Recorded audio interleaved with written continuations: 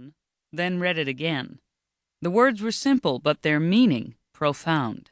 The 37th President of the United States wanted to discuss the state of the world with me, someone whom he had never met, who was born the year he was elected president, and whose first memory of him was an image on television telling the American people that he had decided to resign the presidency.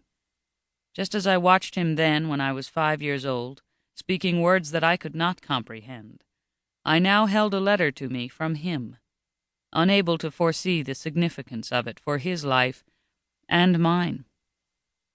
3 months before I received the letter, I had prepared to leave the campus of Colgate University for the summer prior to my senior year. At the suggestion of Professor Robert Kaufman, I read Nixon's book 1999, Victory Without War, and it had such a tremendous impact on my thinking about so many crucial foreign policy issues that I wrote Nixon a lengthy letter in which I agreed with many of his positions, disagreed with others, and expressed gratitude to him for writing a book that showed me how the real world worked. I mailed it and did not expect a reply.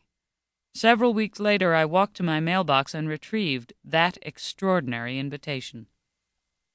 On October 2nd, 1989, we met for the first time and had a 2-hour discussion about world politics as we sat in his office in northern New Jersey, surrounded by things he had collected on his journey to the heights of power and through the corridors of political recovery.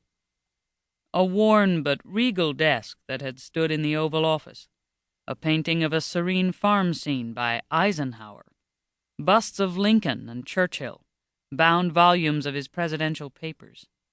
He spoke forcefully, in calm, measured tones perfected over years of persuading and influencing, and he listened intently, absorbing what was being said and comparing it with what he already believed.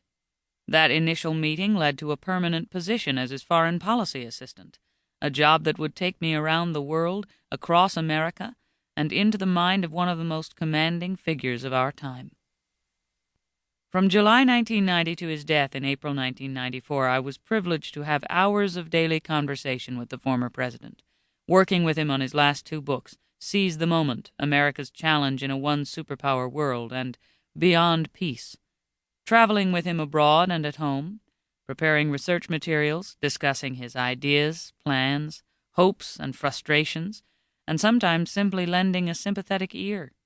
I became a professional confidant, a member of his inner circle, and one of the few whom he allowed into the shelter he had built around himself.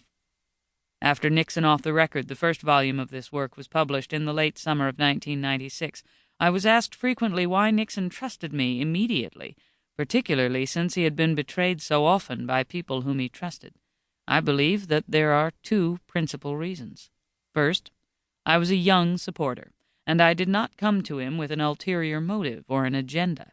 When Nixon spoke with me, it was in the context not of an interview, but of an unconstrained conversation, during which he had to be neither diplomatic nor defensive. He could simply be himself.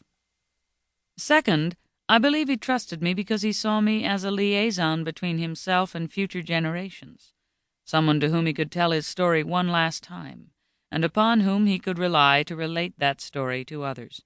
It was a final cathartic act, an expression both of confidence in that story and of contentment that he had at last accepted all of its epic chapters. In his final hours I was called upon to be a student of his experience, a witness to his last years, to record as much as to be taught. With the end of life coming ever closer, he felt an inescapable need to have his final say before a new generation, to cement the comeback, to allow one last glimpse into the part of himself that he kept so carefully locked away. That I was chosen to take that last look was remarkable, and I kept a daily diary of my experiences working with him beginning in 1990. I made notes as we spoke, then transcribed them twice, once immediately after the conversation and again later that same day, in order to maintain the integrity of the dialogue. Nixon's personal and professional disclosures were made in confidence, but with the implicit understanding that they would eventually be recounted.